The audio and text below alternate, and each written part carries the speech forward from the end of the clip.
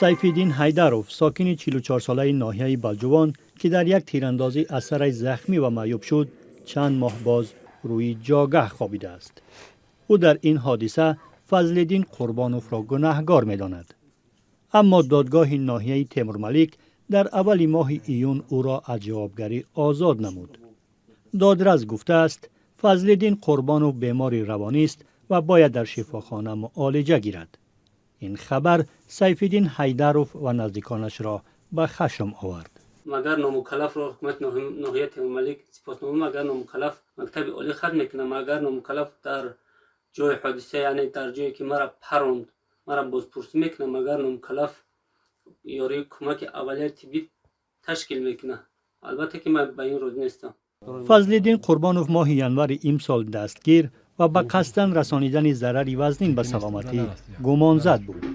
پیوندان در دادگاه گفتند او در سالهای 2009 و 2014 در شفاخانه بیماری‌های روحی در ناحیه رودکی طبابت گرفته است و از آن زمان زیر نظارت پزشکان است.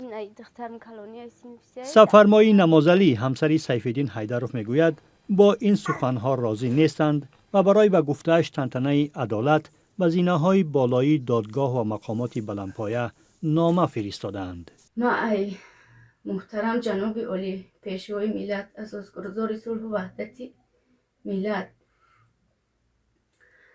خواهش میکنم با رستم امامعلی با پای آزادمو که هم قضیه شوهر مرا تحت نظارت خود بگیرن، مقصد جدی بیننش.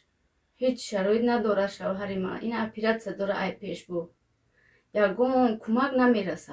حادثه ماه دکبر سال 2025 در ناحیه بلجوان رخ داده است. سیفالدین حیدروف میگوید در جستجوی اسب‌هایش به زمین‌های فیض‌الدین قربانوف وارد شد و دومی او را دزد گمان کرده از کمان شکاری پراند.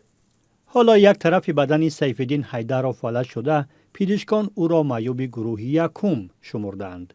خودش و نزدیکانش میگویند تا سببگار معیوب شدن یگانه نان آور خانه جزا نگیرد آرام نخواهند شد.